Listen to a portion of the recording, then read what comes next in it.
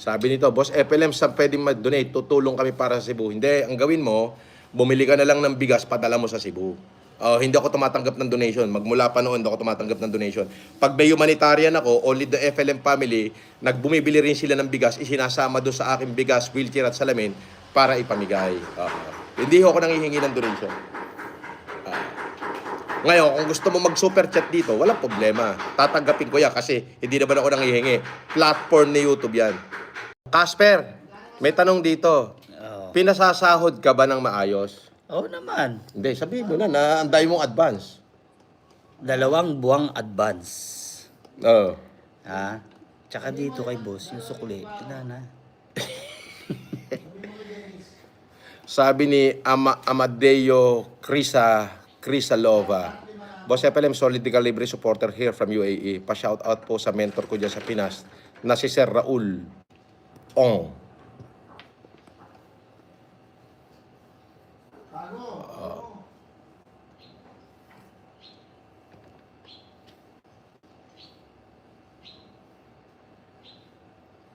Okay. So, yun. 2021 pa lang, naging basher ko na yan. So, paano mo paniniwalaan? Ay, hindi po ako stress. Oo. Paano naman ako may stress eh? Ganda na bahay ko ngayon. Oh. Paano ako may stress? Puta, may ano pa ako, may jacuzzi pa ako. Marami akong takuhan dyan. Ano pa hahanapin ko? Di ba? Hindi ako na-stress. Diyos ko naman. Tsaka okay na ako, no? Hindi mo na ako marinig na, na magbumura ngayon. Hindi ko ibababa yung sarili ko sa kanila. Tama na yung 1 week book. Tama na yung 1 week na yun, oo. Okay na yun. Shout out.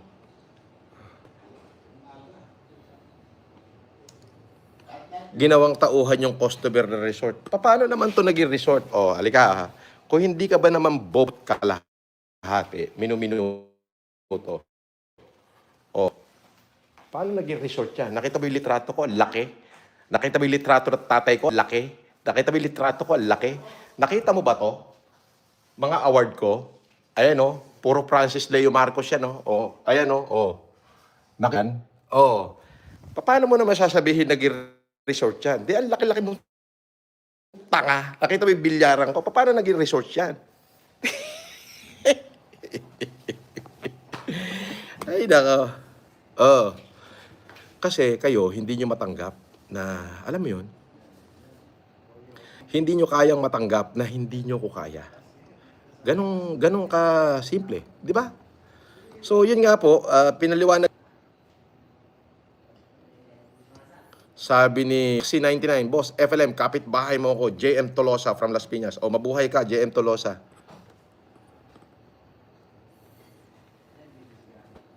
Di ba? So, ang kaya nyo na lang gawin ay yun na lang ang kaya nyo gawin is magpadala ng troll farm kada magla-live ako just to interrupt what I'm saying. Pero hindi naman ako nai-interrupt eh. So, dyan lang kayo. Yun lang. At, Casper, dito ka. Magpahalapin natin yung mga nagpapa-shoutout, Casper. Ito. Sir FLM, magkano po ang zirconia at implant sa dentist mo? I'm planning to get one. Thanks, sabi ni Limay. Actually, 90,000 ang isa. 90. 33 pieces. Yan. Pero since kaibigan ko yung doktor, si Yeye. Okay, kaibigan ko yung doktor si Yeye. Ano na 'yon? Lifetime cleaning na siya. Binigyan na ako ng lifetime cleaning.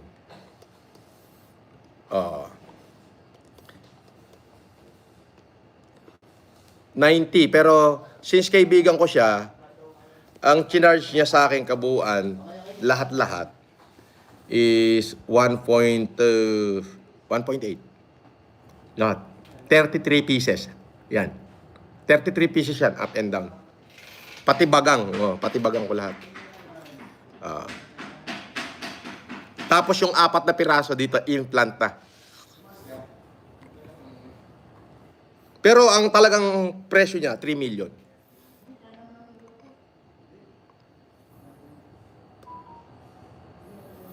Sabi ni Renzo Mar, idol pa shout out po kay Jerome Dolor. Pakisabi naman, God bless sa kanya. Oh, hindi na tayo pwede, hindi na tayo pwedeng, ano, ang pinaka word na lang natin ngayon, putok sa buho. Ayan.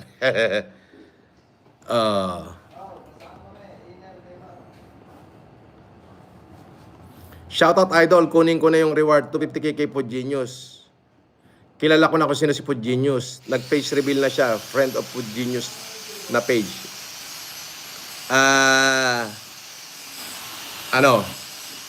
I-message mo yan sa aking Viber.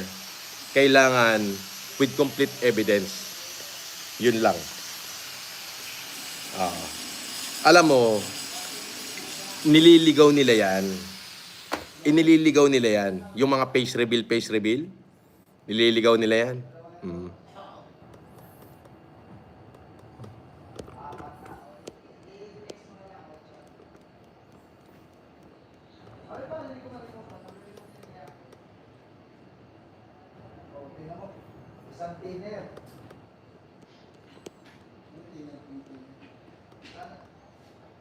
Sabi dito, yun daw sahod ni Romy Diaz, hindi ka raw nagbayad. Actually, hindi ko naging tauhan yan kahit minsan.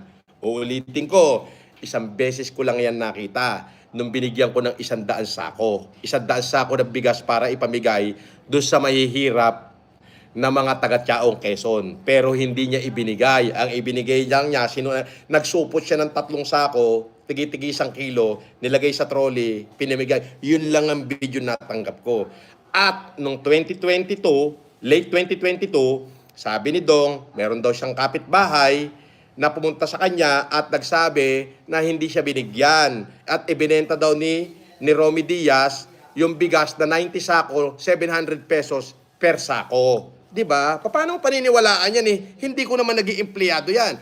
Kung sasabihin niya nagkita kami sa kulungan, hindi siya pwedeng dumalaw doon. 2 lang ang pwedeng dumalaw noon sa kulungan. Pamilya ko lang. Oo. Yun.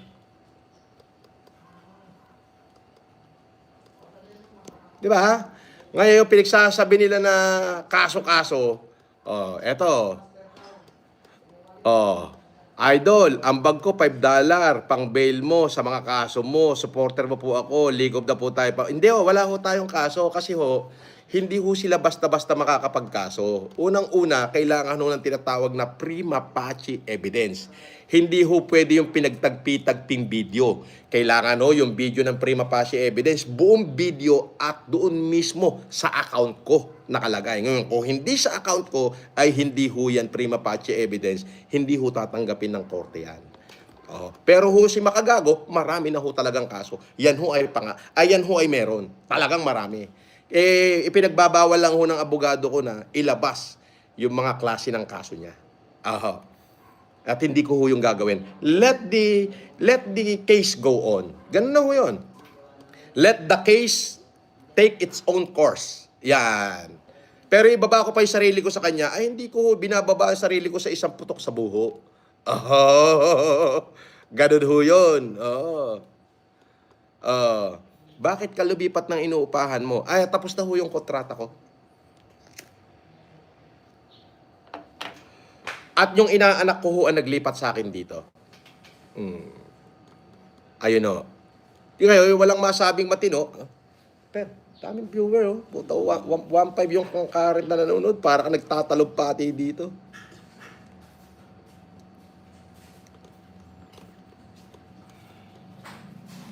Hmm. 10 minutes na lang ito, inanak. Sige.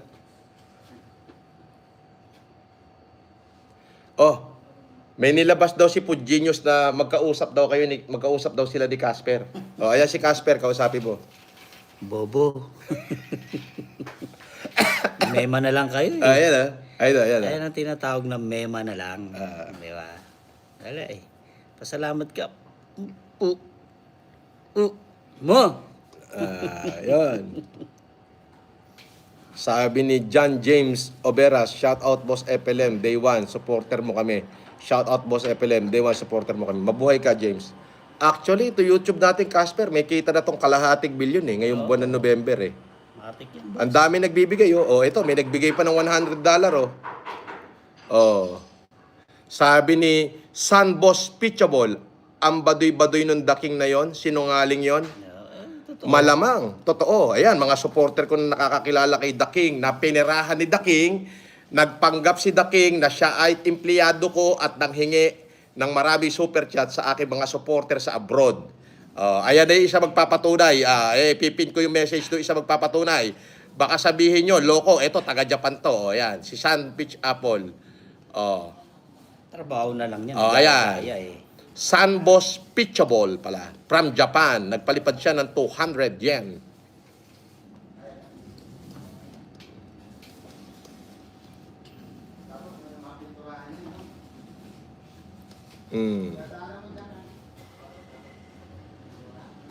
Sabi nito, Boss FLM, saan pwede mag-donate? Tutulong kami para sa Cebu. Hindi, ang gawin mo, bumili ka na lang ng bigas, padala mo sa Cebu. Hindi ako tumatanggap ng donation. Magmula pa noon, hindi ako tumatanggap ng donation. Pag may humanitarian ako, only the FLM family, nagbumibili rin sila ng bigas, isinasama doon sa aking bigas, wheelchair at salamin para ipamigay. Hindi ako nanghihingi ng donation. Ngayon, kung gusto mo mag-super chat dito, walang problema. Tatanggapin ko yan kasi hindi naman ako nanghihingi. Platform ni YouTube yan.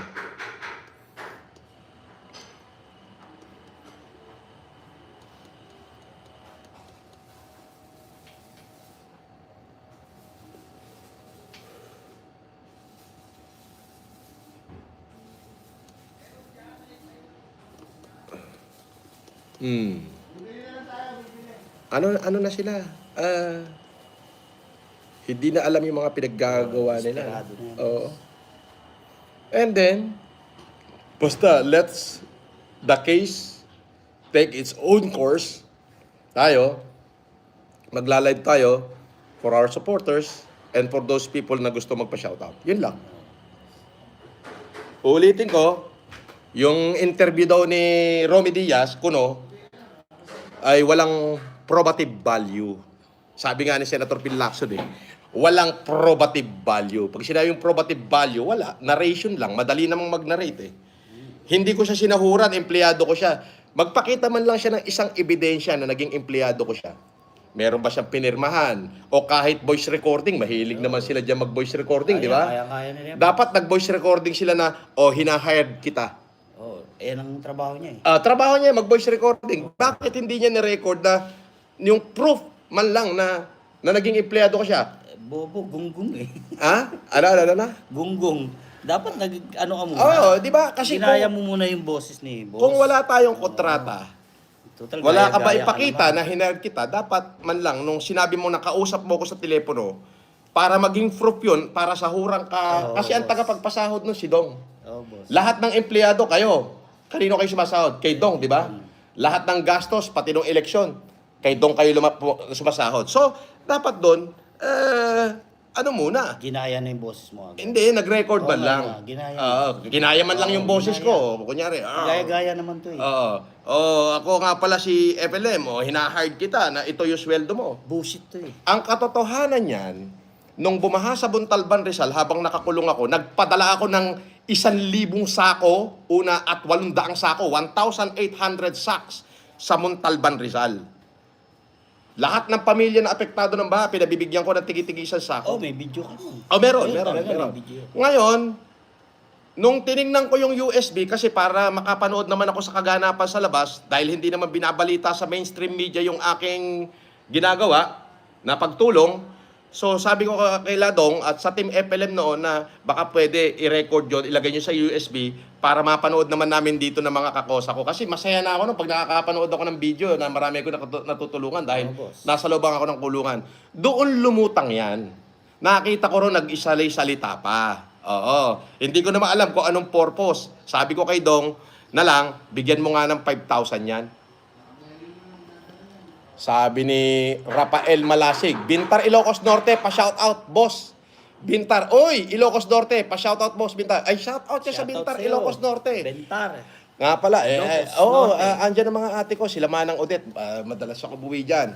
Nga pala, dyan sa Bintar, nag-humanitarian ako dyan, lahat ng buong bayan ng Bintar, lahat ng malabo mata, binigyan ko ng salamin. At nagbigay ako ng salamin, bigas, e-bike, wheelchair, cellphone sa mga K-12 na estudyante. Talagang binuhos ko yung lakas ko dyan. At may video ko noon at pwede nyong interviewin yung kasalukuyang mayor doon na si Mayor Richard Degala kung anong tulong ang ginawa ko sa Bintar. At may mga malalaking waiting sheet dyan, nakalagay doon, Francis Leo Marcos. Donation ko yun. Shout out sa lahat ng taga Bintar. Mabuhay kayo. Agbyag! Durasen!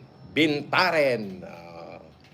Hindi mo naintindihan yun. Ang biyag, boss. Hindi mo naintindihan. Durasen! Oo. Bintaren! Si Dong i-interviewin ko, sige, yun ang pwede nyo paniwalaan. Pagka si Dong ang na-interview niya, maniniwala na ako talaga. Oo. Pagka si Dong ang na-interview Pwede. ni Makagago, pwede kasi Wala. chief of staff ko yun eh. Wala naman na sa atin si, ano. Hindi. Nagbakasyon. Chief of staff ko yun. boss. Kumbaga, pinag-aral ko pa yun sa Japan. Tatlo sila, siya, si Lester, at saka si Engineer Yuchenko. Pinag-aral ko ng pagiging chief security yun. Dahil doon sa itatayo nga namin negosyo ng CESA. Oo. Oo. So, walang probative value yung pinagsasabi ng Romy Diaz. Dapat man lang, nirecord man lang niya na hinerd ko siya.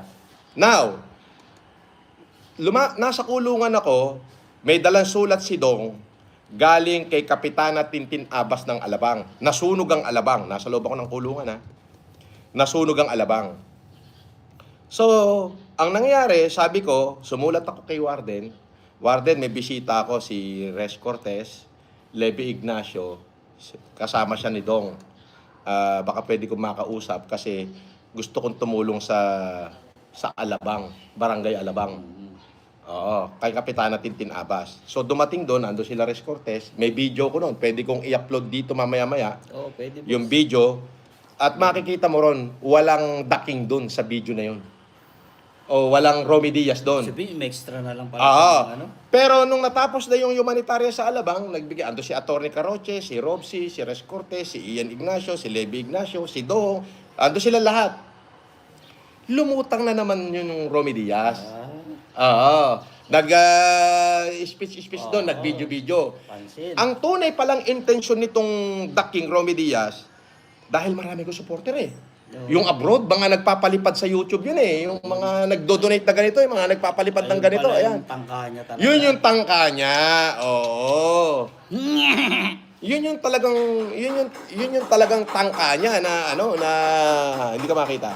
Ang hilig mo magtangka raw. Oo, yun pala yung tangka niya para paliparan siya ng mga supporter ko. Oo. Kasi wala namang kwenta yung mga vlog-vlog niyan eh. Nabuhay yung mga vlogger na yan, una, nag-pro FLM to get, kunyari, pinagtatanggol ako. Oo. Para makakuha ng napanood ko yun. para makuha nila yung simpatya ng aking mga supporter. Anyway, mag-brood, muna tayo? Ito, Blue Mountain Coffee muna tayo. Ayan. Yun pala talaga yung, nila, yun talaga yung kanilang intensyon. Sabi, gatas na gatas daw, boss. Gatas mo pala iniinom ni MG.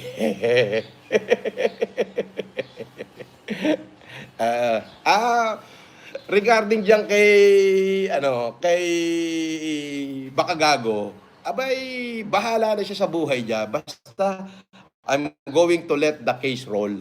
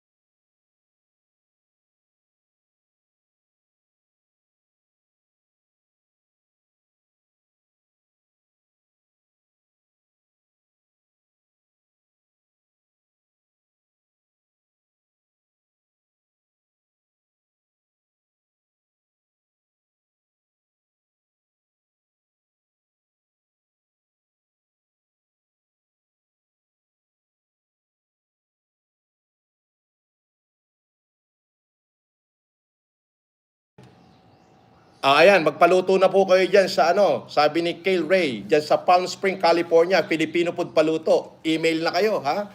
Pa-shoutout yan ni Kale Ray ng Palm Spring, California, Filipino Food Paluto. Email na kayo. Pabuhay po kayo.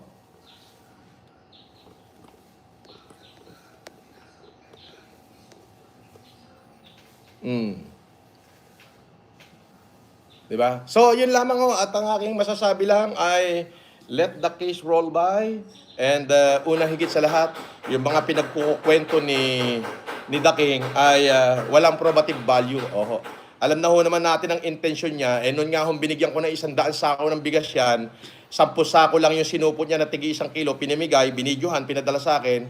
At hanggang sa may nagsabi sa akin at napatunayan ho namin na yung 90 sako, ibinenta niya ng 700 pesos. Paano nyo naman paniniwalaan sa umpisa pa lang manggagancho na ho talaga. So yun ho, yung sinasabi niya naging empleyado ko siya at di ko siya sinahuran, hindi ko pa ho nakita yung tao na yan isang beses lang ho. Nung mismong binigyan ko ng 100 sakong bigas, kasama nung taga San Antonio, Quezon na broadcaster ng DCRH na si Ka Henry Uri, na 5 tonelada naman yung binigay ko, isang truck. Tapos sa kanya, 100 sako. Buti pa yung kay Ka Henry Uri, napamigay talaga eh. Pero itong sa kanya, wala. Binenta at pinera. So, yung sinasabi niyang empleyado ko siya, magbigay siya ng patunay ng kahit ano. Sa lahat ho ng kinuwento niya, wala akong kapanipaniwala eh. Unang-una, hindi ko ho siya kilala. Bisa sabihin niya, nagpunta ho siya ng kulungan, asa ng litrato. Yun. Ang totoo ho niya, ginamit niya yung pangalan ko, nagpanggap siya na supporter ko, nakisawsaw sa humanitarian ko para makuha niya yung suporta ng mga supporter ko abroad. Yun ho yun.